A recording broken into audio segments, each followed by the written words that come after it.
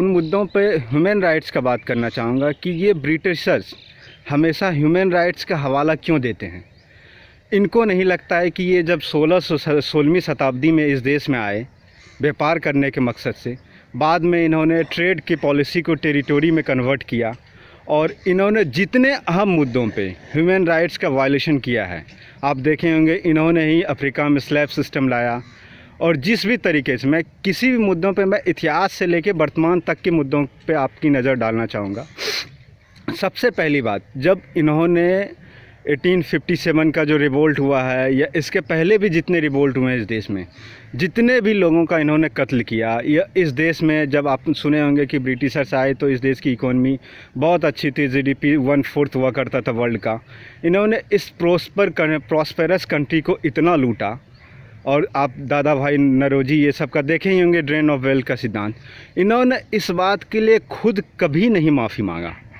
जितनी भी अहम मुद्दों पे, आज जालियांवाला मैस्करे हो या आप देखे होंगे कि जितने आप क्या ही बताऊं। और वर्तमान परिप्रेक्ष्य में अगर मैं बात करूं तो आप देखेंगे वियतनाम अमेरिका का युद्ध हो या अफ़गान अमेरिका वार हो 2001 से लेकर 2021 तक चला, या करंट में आप जो इन्वेज़न हुआ था इराक़ में, जिसमें इराक़ में इन्वेज़न हुआ था तो आपको पता होगा 2003 में, तो उसमें उसमें यूनाइटेड नेशंस के महासचिव हुआ करते थे कोफ़ी अन्नान। उन्होंने कहा था कि यूनाइटेड नेशन से इन्होंने कोई भी कन्फॉर्मिटी नहीं की थी और अटैक कर दिया।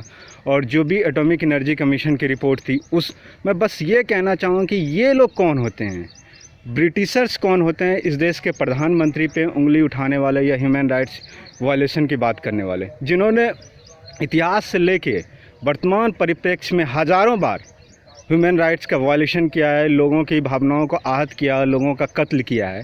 और इस बात पे आके ये, और दूसरी अहम बातें, अब मैं दूसरी बातों पे, सरकार ने क्यों यूट्यूब पे या इन सब जगहों बैन किया है। मुझे सिर्फ ये जानना है कि जब इस देश के लोगों ने आपको इस देश का प्रधानमंत्री बनाया, इस देश की लोकतांत्रिक संस्थाओं ने भरोसा करके आपको यहाँ बनाया, तो आप लोकतांत्रिक संस्थाओं को आहत क्यों कर रहे हैं।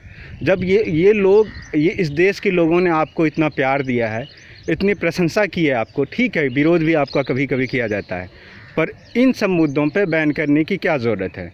मैं इन कुछ बातों पे अपने दोस्तों, अपने विद्यार्थियों या और सब जितने भी लोग हैं, कल एक डिटेल डिस्कशन करूंगा और इस पे अपने चैनल पे ये इंटरव्यू डालने वाला हूँ। थैंक यू दोस्तों।